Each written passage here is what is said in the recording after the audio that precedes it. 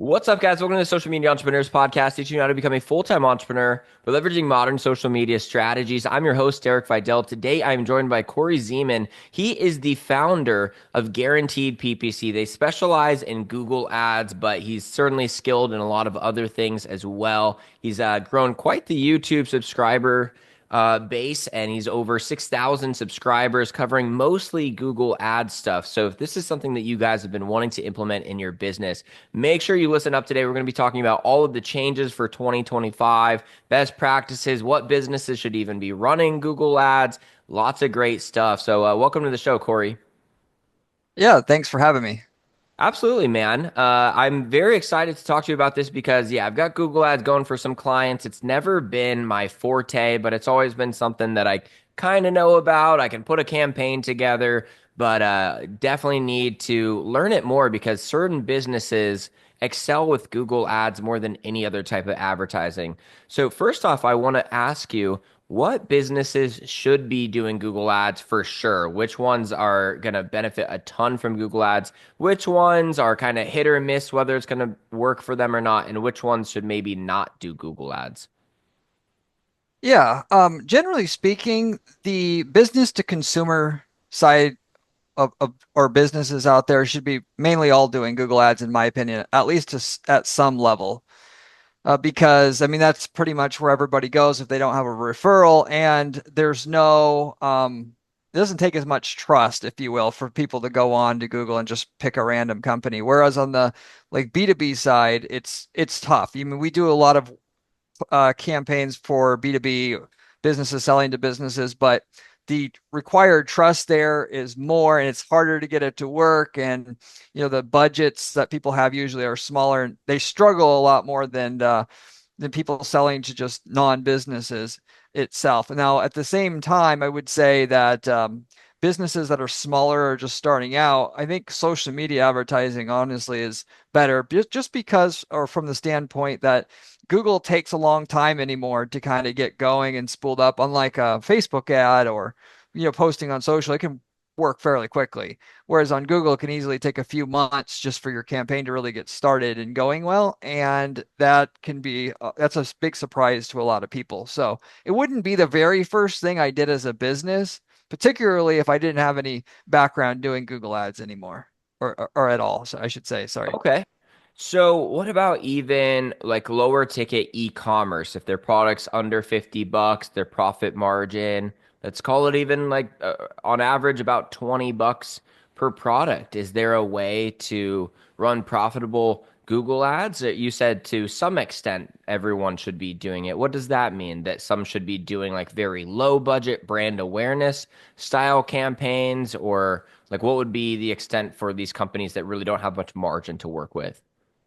Yeah, the for lower ticket items, I think it's still fine. Actually, I would prefer or would recommend to somebody to do Google Ads as opposed to maybe social media, like so the other side of things there, because it's actually the cost per click will change based upon what the average customer is worth in that market. So you could pay as little as 10 cents a click in some markets where you might be selling a $5 item, whereas on Facebook, your cost per click is there's a dollar or 50 cents or whatever it's going to be. It's never going to get down to the 10 cents per click. So it actually can be okay there. Where it gets tough for a lot of people, again, starting out, is if you're in a market where there's a lot of lifetime value of a customer and you have to make a lot of sales to the same customer to make back your investment on Google, people a lot of times struggle in those situations. But there's no situation where what you're selling is too inexpensive, so the Google ads won't really work because Google's really good at pinning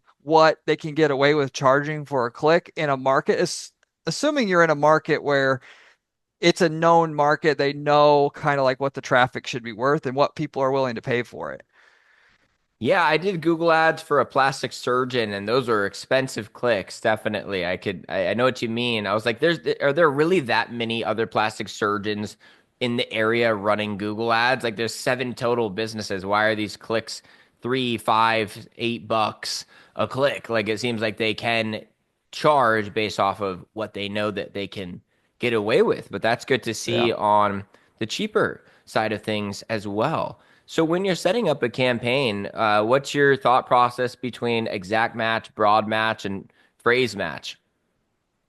Yeah, so there's like two camps of, so there's some people who want to use broad match and they say that's like the new way to do it. And that's more so what Google's telling people to do. And because of the machine learning that Google has, they don't need to have every version of the keyword that you would want to show up for because they are so smart now and they can figure it out. And but there's other people like myself, less, that say I'm going to go phrase match and exact match because I don't want to show up for things that I don't want to show up for. And for that matter, if you got big pockets and you're a larger company, you can use broad match keywords and let the system kind of figure it out. But if you're a smaller company and you don't have as much money, it's a big mistake, in my opinion, to not use exact match or phrase match at the very least starting out because it's going to waste a lot of money in the beginning with your broad match keywords. And for that matter, you can always use broad match later. So you start with the small stuff as opposed to just going broad right away. And then there's a lot of inefficiency in your campaign. So that's basically what I always do and tell people starting out as well. What keyword research tools do you use? So Google Keyword Planner is still the best. We use SpyFu as well. I know that's a lesser known one. A lot of people are using SEMrush. For the most part, though, those are really, for the most part, what we need to do well because, I mean, ultimately, you can get your initial ideas from Google using their keyword planner, and then you could take those ideas and then put them into SpyFu and get more ideas and then take those ideas and then move it back. And you can kind of go back and forth between the platforms and build out your list that way. And then, from there, you can find the combinations of all the words that you found and then find even more keywords. So it's more about just gathering ideas and then making, use of the information on a macro level that they're giving you. And then you find your own from there. That's how we do it here to find all the keywords. Do you feel like you just have a good sense of what people type in now that when you get handed a new business, you're like, I kind of already know what the winning keywords are going to be in this industry? For the most part, I use that methodology as I just described. That's just to get us started. Really, the magic comes in when you run the campaign and you look at the search terms report, which tells you everything that the users typed in before. And then that really gives you the real story about what you should be targeting. And you're just never going to have that list when you start out. And that's part of what you're paying for at the beginning. So I, yeah, I mean, I can kind of tell what it is that we're going to target, but you'll find trends within the data that you just never thought of. And then you can create other campaigns later once you pick up that information. So, Got it. And do you have a specific campaign structure that you like to do when you're just starting off for a business and you're going to run 50 to 100 bucks a day? Are you starting with, oh yeah, we always start with 25 exact matches and go from there and then add on, like, do you have a certain amount of exact match keywords that you're striving to start out with? yeah, so there's generally speaking, you'll have better click-through rates on your ads, which you're typically always going for with Google, as well as high conversion rates. Those are the two things you always optimize for. So, if you have more keywords and then you use something that we use at our firm on all the campaigns we run, which is called a single keyword ad group setup, where you have unique ads for each keyword that you're targeting, so that the user gets a laser targeted ad for what they're typing in, and that really does work. You'll get click through rates 2, 3 times higher than one ad for all of your keywords. But with that said, the more keywords you have, the more time it's going to take Google to figure out what kind of quality scores you should have, and so on and so forth. So you're taking the money that you do have and you're spreading it out over more keywords. In the end, you'd make more with the more keywords, but it'll take longer to get to initial profitability having more keywords. So kind of the sweet spot is not having, every possible keyword for a lot of people. It's just to start out with few and then add more later on, even though your click-through rates would be higher initially if you had more keywords, assuming you were going to write unique ads for each keyword or at least each group of keywords. A lot of times will you maybe figure out like, all right, I want to, let's say it's kitchen supplies that you're going to put in as your keyword? Do you then put in supplies kitchen, kitchen supply? Like, are you doing a lot of that where you're just doing like the plural version or like the inverse of words? So I don't do the backwards ones. I found that to kind of be a waste of time, and I think there's some bot traffic sometimes you're gonna pick up if you do that.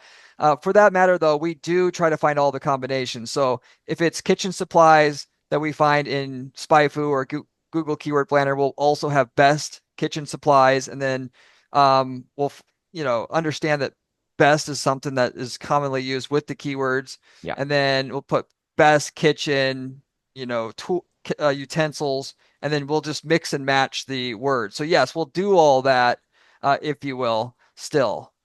What about buy kitchen supplies? Not too many people search that way. I mean, obviously that's the best. It's the same thing like in local markets when you have near me terms. Those are all the highest converting terms. So if you really wanted to make money as soon as possible, just target buy or for sale, and then local markets, it's near me or terms like that. And a lot of people skip over that, not realizing that you could get a return much quicker if they just focused on that initially. That's good to hear. And the word best, I've been using that. It's great to hear that you can reaffirm that my idea was right there. I'm like, I don't know if this is the best way to go about it, but yeah, if they type that in and then you come up, now you've kind of matched up with best whatever, and then it's you. And I like to say that best is the most effective word in all of marketing because without price and consideration, all that people care about is getting the best thing. So if it's the best and they can afford it, the sale is already done. So I really like the position that they typed in best kitchen supplies and then they found you and then the client's like, "Oh, well, these must be the best ones. They came up." So it lines up really well there. And are you doing a performance max campaign to start or are you just sticking with search terms? Yeah, that's there's like another divide in the PPC world of people that believe in PMAX and then people who don't use PMAX. If in e-commerce space, I'll use PMAX to start out with because it runs shopping placements very, very well. And but in non-e-commerce markets, we don't use PMAX, even though a lot of people do, just from the standpoint that they've taken away a lot of the controls that you have to have your ads only kind of show up for the buyers in your market. So we won't use that. And people and those campaigns can work good if your tracking is set up well, but a lot of people don't have it set up well enough, and then you're going to get a lot of junk traffic using PMAX at the beginning. So they just don't have the tracking set up to really take advantage of it, in my opinion. Apart from having the Google Pixel on their website, what else could they be doing for tracking? Yeah, so the main issue that people have with PMAX, just going back to that, is to say that they get leads that are like bot leads. Their ads are going to show up on other websites, and then there's bots on those websites, and then they're going to fill out your form, and then, you know, then you're gonna have to deal with a bunch of fake leads, if you will. So you want the tracking pixel on your website. So if it's e-commerce, of course, you just want to track the purchases. Uh, in addition to that, of course, you want to track any sales that occur off your website if you have any. But for non-e-commerce, like lead generation campaigns, of course, you want to track the not only just did a lead come in, but is the lead qualified? Did a sale occur? Did you find that lead? Is it scored highly? Would you rate it a 10 out of 10 versus a 1 out of 10? And this is something that most people skip over, but you actively are not taking advantage of what you're spending with Google until you're teaching the algorithm what's actually happening on the other end of these leads coming in. So, the golden rule is, the cheapest leads are never going to be the best quality leads. It's just statistically, it doesn't work out that way.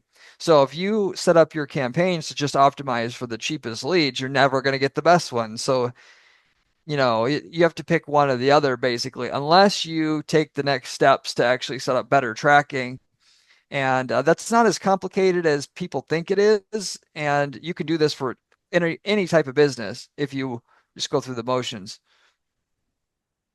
And what do you think about programs like ClickSees or other, things that block this bot traffic or other businesses that are trying to waste all of your ad spend? Yeah, so click fraud is a massive problem now on Google. I've been around for over 10 years doing running this agency now, and over the years I've saw it progressively get worse and worse.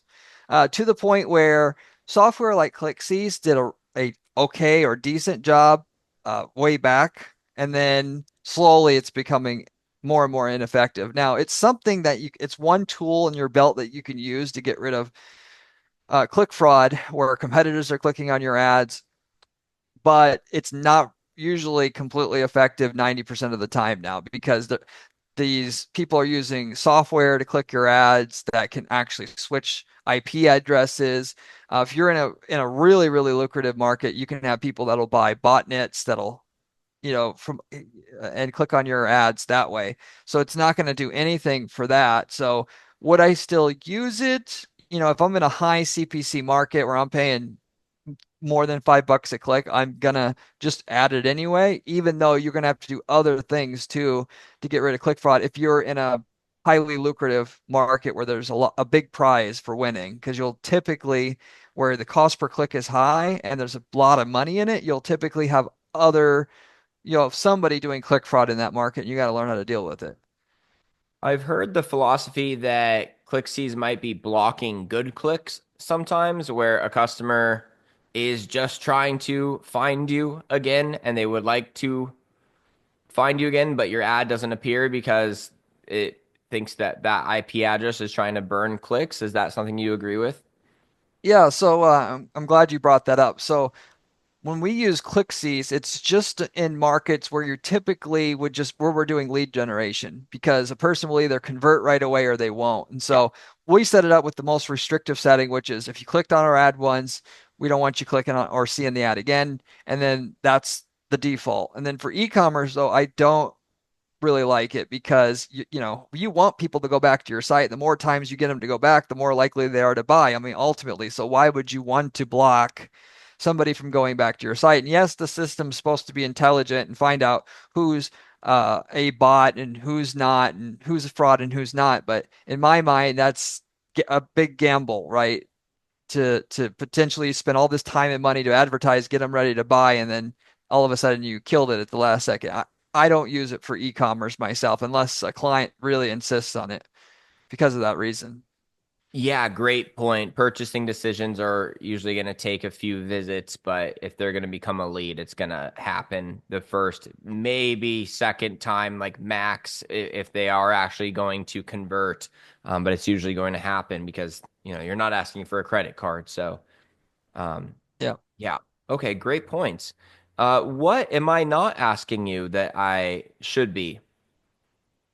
Yeah, so I just wanted to make your audience aware of some of the new things that have come up with Google in the last, I would say, year that's changed that people just really aren't aware of yet and really stops them from having success with the platform, particularly when they're just starting out.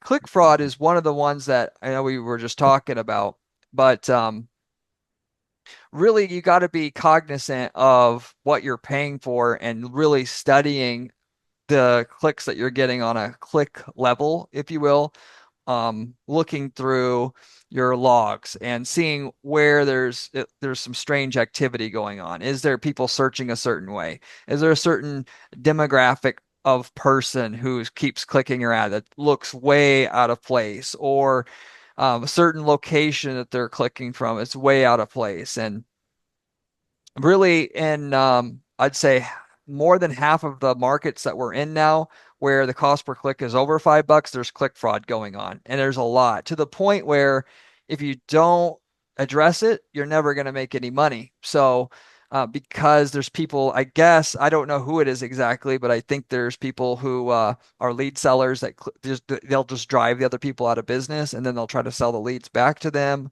Might be private equity companies that are getting in and then using somebody to help do this. But it's to the point where you can't ignore it anymore, basically speaking. E-commerce, where cost per click's less, I don't really see it's a problem, but in lead generation markets, absolutely.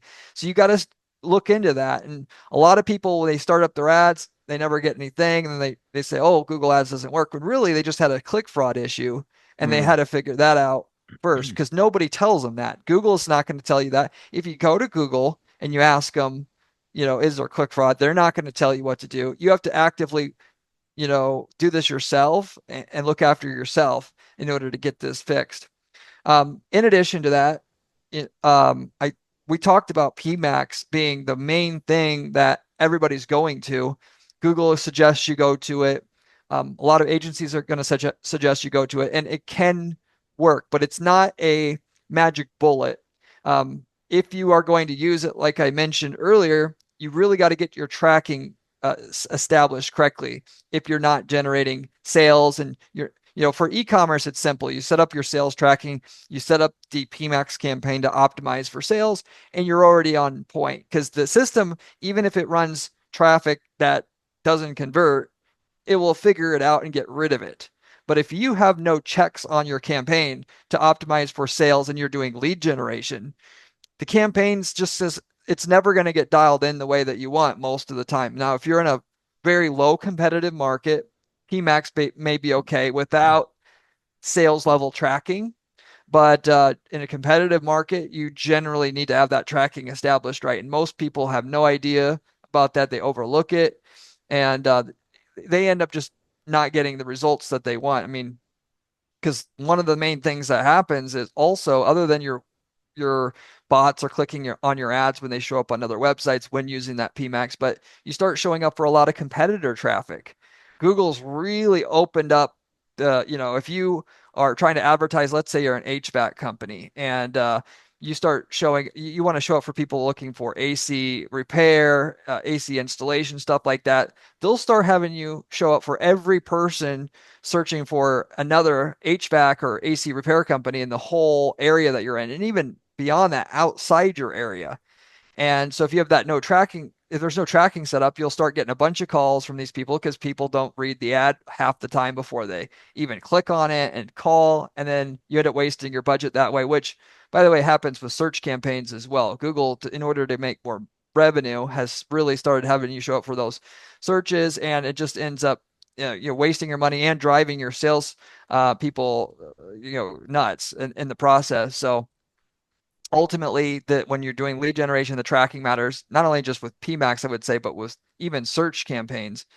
The other thing I would mention is, along with that, Google, every year they're trying to get more revenue. There's little things you got to know in order to not waste all your money. And one of the things more recently that's come up, in addition to like showing up for competitor terms and all that, was you get clicks outside the area. So even though you say you're targeting Tampa or whatever, you'll start getting clicks from, Miami and all these places outside the area, even though you told Google, I don't want to target those areas. And then, so you got to now target all the areas you don't want to target with what they call negative locations just to block it. Mm. And, that it's a shame that you have to do that. And it's silly to think that you have to have positive and negative locations. Why don't they Yeah. just have but, that's almost becoming a requirement to have your campaigns be successful as well.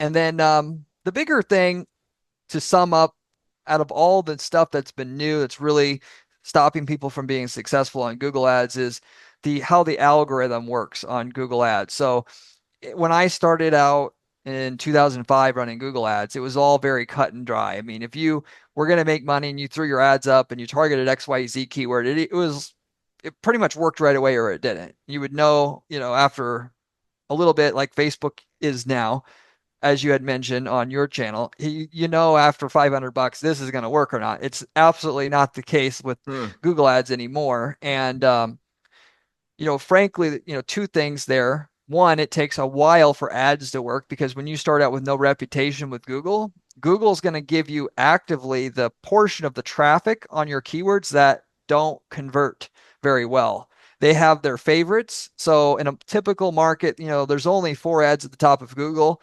In a competitive market, there'll be 10 or 20 different advertisers cycling in and out of those 4 spots.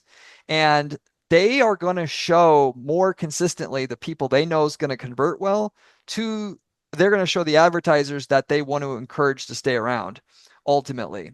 And so when you're new, they're giving you the portion of that keyword traffic that doesn't convert very well. So you start up your ads and you're saying, oh, this doesn't convert very well. And really it was Google's just giving you the portion of the traffic that doesn't convert. And if you would have stick with it longer, you would have broke through the other side, assuming you have a good ad and a good landing page, because Google's now set up to, to where anybody comes in, they're given a chance. If you do better for their users than the other people advertising, they want you to get all the benefits because you're helping Google be a better place. But if you're not, they kind of just give you the remnant traffic that doesn't convert and you're just always going to struggle. And they maybe throw you a good lead here and there to keep you on there, but your traffic overwhelmingly is not going to be good enough to make money if you're measuring it. And they know they can get away with this because a lot of people don't track the results and they don't know what they're getting. You gotta, it takes time to get results and can't just do bare minimum anymore. You have to look at what the top advertisers that are just always there are doing, and you got to figure out a way to have better click-through rates and better conversion rates than them in order to break in, assuming it's a competitive market. In a non-competitive market, it's a different story. But Are then you always running to a landing page, or do you ever run to like the client's normal website? if it's a non-competitive market, we can get by with sending them to the homepage or whatever. It really just depends on what the competition's doing. But generally anymore, it's really hard to make money without landing pages. Because it's then catered to the exact experience that that person clicked on and is expecting to see, like the congruence of the ad to the landing page, and then also because they can't go off and click on the about us page and the contact, and they can't get lost. Is that just as much part of it? Yeah, it's just in general, like people when they click on an ad, they want an answer like immediately. Like you only have like 5 seconds to get across what you need to get across. They need to know, can you, is this offering what I came for? Does it apply to me? Or is it in the area I'm at? And can I trust them? And if you can't communicate that really, really quickly, it's just too easy to leave. And then Google tracks that activity and says, oh, well, your offer isn't very good. And then you get demoted to getting the bad traffic, like I mentioned before. So it's really, just depends on what level you're at and what the market's doing, what you have to do.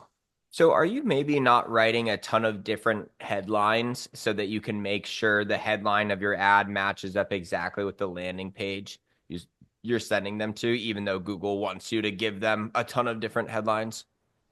Yeah, Google just wants you to give them all those headlines because the average person doesn't really know how to write an ad. They Yeah. just want they want options to work with. Yeah. Yeah, if you know how to write an ad, you would want less, just the one that you know is likely to work the best, or at Yeah. least test one at a time. Okay, great. Last question that I have would be, is doing retargeting ads something like retargeting ads with Performance Max? Would that maybe be a good way to start off for an e-commerce business? Yeah, so I'm a huge one on just retargeting in general. It's always been the case that you will make more money advertising to fewer people more times than more people but once each. And it doesn't matter if you're advertising on Facebook or any place else, those rules apply. So, but for whatever reason, Google or people think when they're advertising on Google, that doesn't apply to them and they want to see somebody see the ad, like a banner ad, and they just click through and buy instantly. And that's not the main benefit of it. The main benefit is that they saw your branding there 100 times between the time that they initially clicked to your site and the time that they made a decision. And for like we were talking about before, products, it's they don't buy on the first visit usually.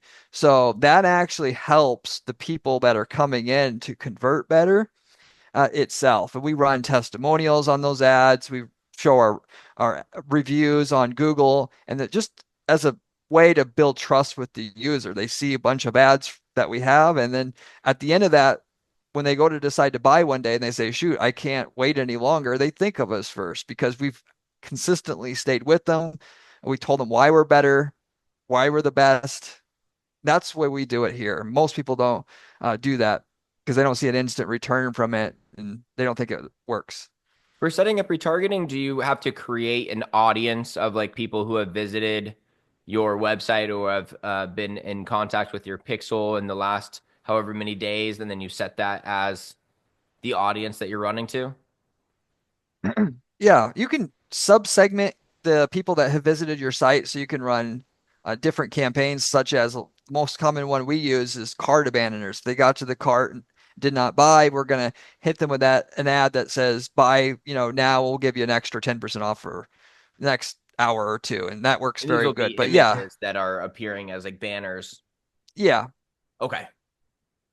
But yeah, you put the pixel on your site, it collects all the users that come to your site so you can market to them at any time. And you can do that for people that have been to your site, in the last day or the last month or the last 6 months, whatever you think is going to work and is appropriate for you.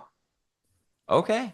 Awesome stuff, man. I could probably even keep going with questions, so we might have to have you back on. But I love it.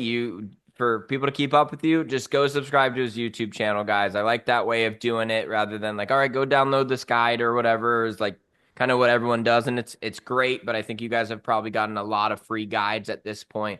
Just go subscribe to his channel. You can always unsubscribe later, but if you enjoyed the value today, then go see what else he's posting on Google Ads. And you probably do some like more like walkthrough tutorials and stuff too on your channel. Is that right? So it's mainly more so like high level advice as Uh-huh. to what things overall work, and I let other people do the actual where to click and all that. But I have a lot of step-by-step tutorials on my website itself as well. Cool. Okay, awesome. And that's guaranteedppc.com. Yeah. Okay, awesome. Well, thank you so much for coming on, Corey. Yep. Sure. Thanks for having me.